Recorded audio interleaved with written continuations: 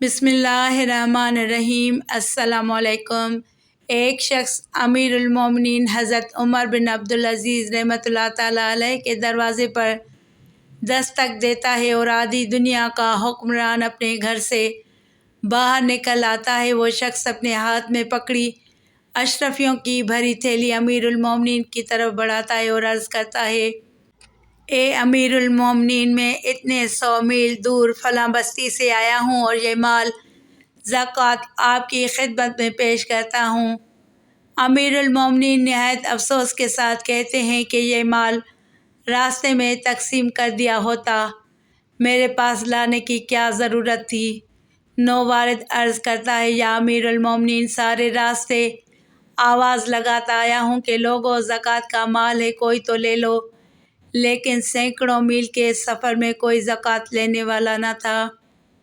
یہ امیر المومنین حضرت عمر بن عبدالعزیز رحمۃ اللہ تعالیٰ علیہ، جن کی خلافت اسلامیہ میں اس قدر امن و امان اور خوشحالی تھی کہ سینکڑوں میل تک اشرفیوں سے بھرا ہوا مسافر بلا خوف و خطر سفر کرتا ہوا اور اسے کوئی زکوٰۃ کا مستحق بھی نہ ملا، اور حکمران ایسا کہ جس کے گھر پر کوئی پہرا نہ تھا۔ نصف شب سائل کے دروازہ بجانے پر کسی پہرے دار نے ڈانٹ ڈپٹ نہیں کی، بلکہ حکمران خود بستر سے بیدار ہوا اور آنے والے کو خوش آمدید کہا۔ حضرت عمر بن عبدالعزیز رحمۃ اللہ تعالیٰ علیہ کی کنیت ابو حفص تھی، بنو امیہ کے 8ویں حکمران تھے۔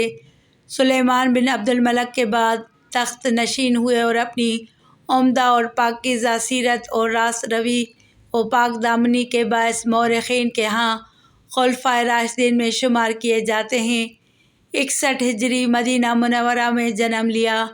ننیال فاروقی خاندان سے متعلق تھا، جو روضہ اقدس کے باعث جہاں بچپن میں ہی قرآن پاک حفظ کر لیا، وہاں حضرت عبداللہ بن عمر رضی اللہ تعالیٰ عنہ اور حضرت انس بن مالک رضی اللہ تعالیٰ عنہ سمیت متعدد صحابہ اور تابعین کے سامنے زانو تلمذ طے کرنے کی سعادت بھی میسر آ گئی۔ والد محترم نے بھی تربیت میں کمی نہ ہونے دی۔ ایک بار بالوں کی آرائش کے باعث جماعت میں غیر حاضری ہوئی تو سخت گیر باپ نے غفوان شباب میں قدم رکھنے والے نوخیز حضرت عمر بن عبدالعزیز رحمۃ اللہ تعالیٰ علیہ کے بال ترشوا دیے۔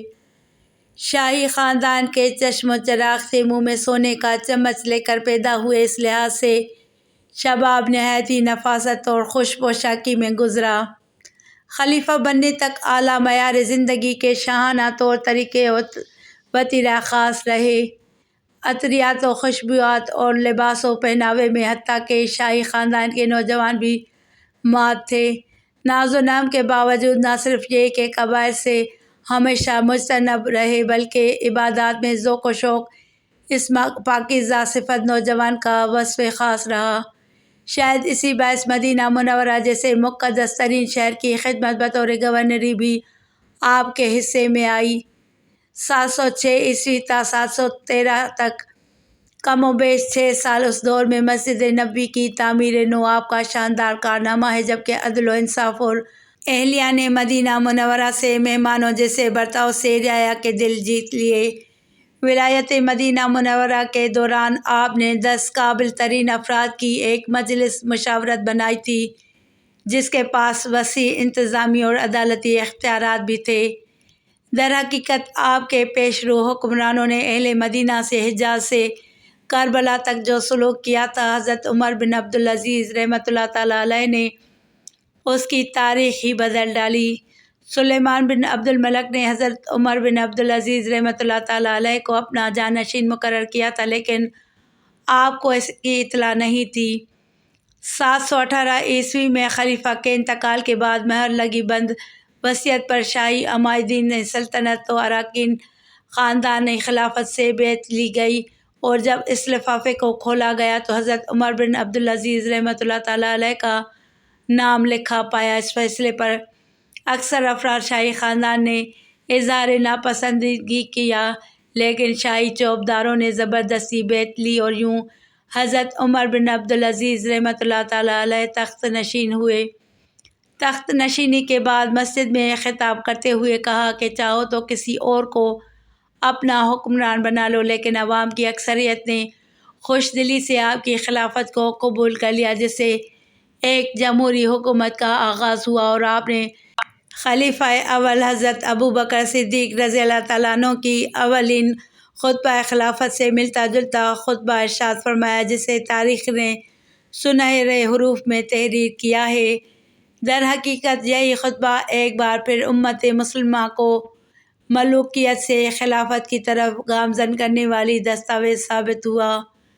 بار خلافت سے زندگی بالکل ہی تبدیل ہو گئی، اور نفاست و خوش لباسی ساری کی ساری فقر و درویشی میں تبدیل ہو گئی۔ خلافت کے بعد سواری کے لیے اعلیٰ نسب کے گھوڑے پیش کیے گئے، لیکن یہ کہہ کر لوٹا دیے کہ میرے لیے میرا خچر ہی کافی ہے۔ دوران سفر ایک نقیب آگے کو چلا تو اسے ہٹا دیا کہ میں بھی ایک عام سا مسلمان ہوں۔ سلیمان بن عبد الملک کے ترکے پر کل خاندان بنو امیہ کی نظر تھی، لیکن ایک حکم شاہی کے ذریعے گزشتہ حکمران کی ساری جائیداد و نقد بیت المال میں جمع کرا دیے۔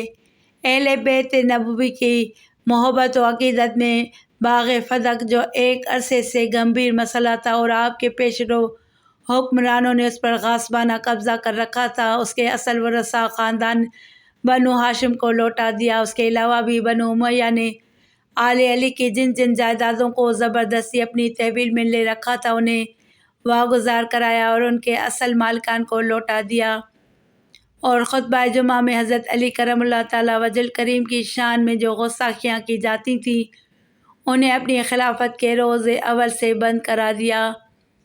حضرت عمر بن عبدالعزیز رحمۃ اللہ تعالیٰ علیہ نے اپنی خاندانی اور نجی زندگی بھی مکمل طور پر شریعت کے تابع کر دی، اور خلفائے بنو امیہ کے بجائے خلفائے راشدین کے شعار کو اپنایا۔ خلافت کے بعد اپنی زوجہ کو حکم دیا کہ اپنے زر و جواہر و زیورات بیت المال میں جمع کرا دو۔ اتنی بڑی ریاست، اور شاید اس وقت دنیا کی سب سے بڑی متمدن ریاست کے حکمران کے گھر کوئی خادمہ اور ملازمہ نہ تھی، بلکہ سلطنت کی خاتون اول اپنے ہاتھوں سے ہی گھر کا سارا کام سر انجام دیتی تھیں، جبکہ یہ خاتون اول فاطمہ خلیفہ عبد الملک بن مروان کی بیٹی اور دو خلفاء ولید بن عبد الملک اور سلیمان بن عبد الملک کی بہن تھی۔ حضرت عمر بن عبدالعزیز رحمۃ اللہ تعالیٰ علیہ نے بیت المال پر خلیفہ کے ذاتی تصرف کو کلیت ختم کر دیا، اور سیاسی رشوت کے طور پر دیے جانے والے شاہی عطیات و تحائف پر پابندی لگا دی۔ شاہی خاندان کے وظائف بند کر کے بیت المال کا رخ عوام کی طرف موڑ دیا۔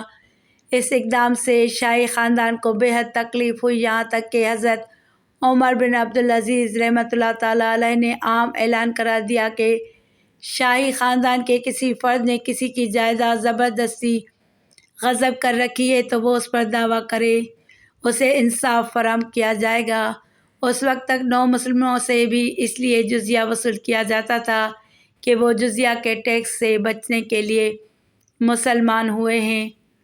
حضرت عمر بن عبدالعزیز رحمۃ اللہ تعالیٰ علیہ نے اس ظالمانہ ٹیکس کے خاتمے کا اعلان کیا، اور اس کے علاوہ بھی رعایا پر ناجائز لگان ختم کر دیے گئے۔ ان اقدامات کے نتیجے میں فوری طور پر ریاست کی آمدنی میں بہت زیادہ کمی ہو گئی، جسے آپ نے سرکاری اخراجات میں کٹوتی سے پورا کیا، جبکہ دور رس نتائج بہت جلد نمودار ہونے لگے اور عوام میں خوشحالی عام ہو گئی، اور صرف ایک سال بعد نوبت آ گئی کہ لوگ صدقات لے کر نکلتے تھے اور لینے والا نہیں ملتا تھا۔ فلاح عامہ کے لیے حضرت عمر بن عبدالعزیز رحمۃ اللہ تعالیٰ علیہ نے جگہ جگہ سرائیں بنائی، اور مسافروں کو 2 دنوں تک ریاست کی طرف سے کھانا مفت فراہم کیا جاتا تھا۔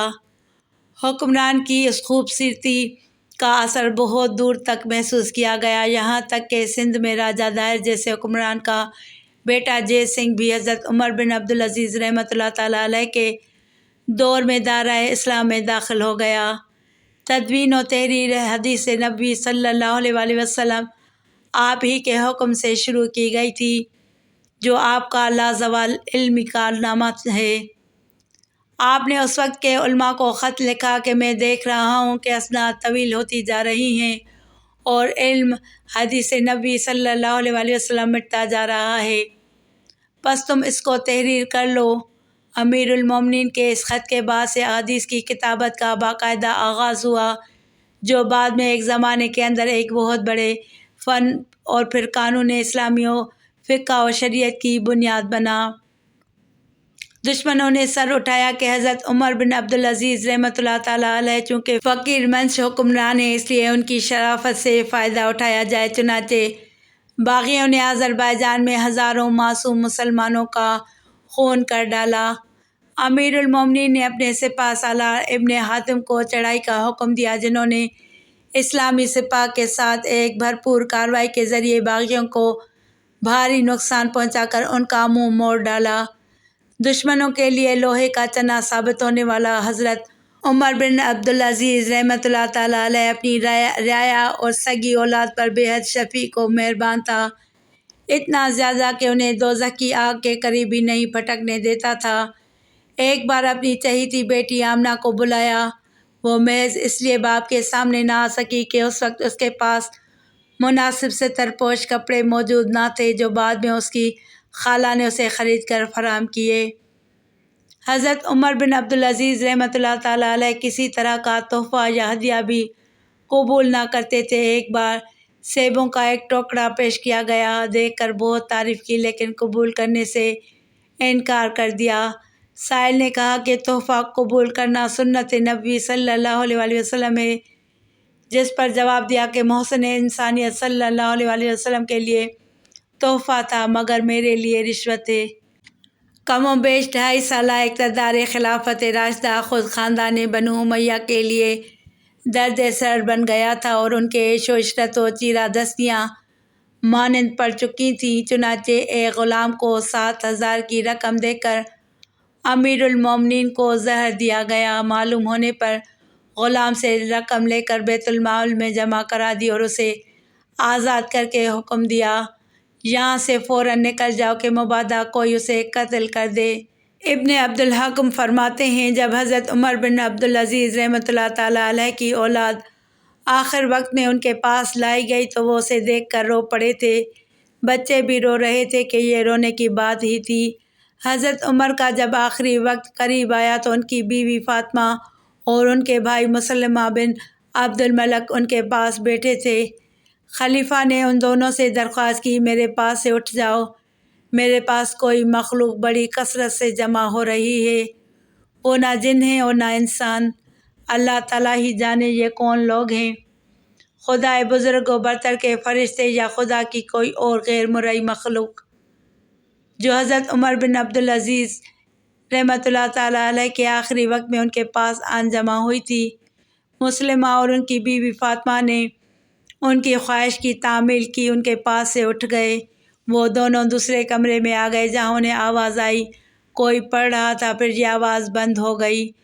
فاطمہ، مسلمہ اور دوسرے تیماردار حضرت عمر کے کمرے میں داخل ہوئے تو دیکھا اس وقت کے اسلامی دنیا کے یہ سب سے بڑے انسان، یہ خلیفہ خامس، یہ ابوبکر و عمر و عثمان و علی کے سچے جانشین و اسلامی نظام حیات کو حیات تازہ بخشنے والے امیر المومنین اس دنیا سے رخصت ہو کر اپنے رب سے جا ملے تھے۔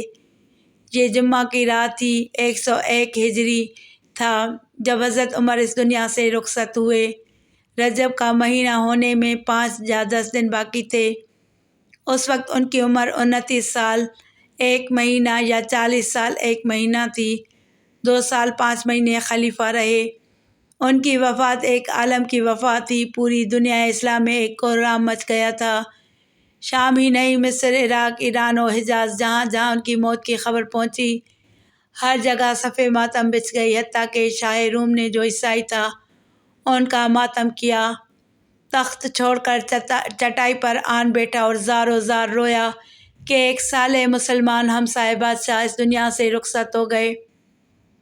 اپنی شہادت کے وقت آپ رحمۃ اللہ تعالیٰ علیہ نے ترکے میں کل 17 دینار چھوڑے، جو عالم اسلام کے حکمرانوں کے لیے ایک لمحہ فکریہ ہے۔ آدھی سلطنت سے زیادہ کا بادشاہ اور ترکہ میں صرف 17 دینار، یہ اللہ تعالیٰ کا خوف نہیں تو اور کیا ہے؟ بے شک جن حکمرانوں کو اللہ تعالیٰ کا خوف اور آخرت پر یقین ہو، وہ کبھی بھی ظلم و ستم کا راستہ نہیں اپناتے اور نہ ہی ملکی خزانے سے اپنا گھر بھرتے ہیں، بلکہ وہ تو صرف خدمت خلق کر کے اللہ کی خوشنودی حاصل کرتے ہیں۔ اللہ تعالی ہم سب کو نیک اعمال کرنے کی توفیق عطا فرمائے، آمین ثم آمین۔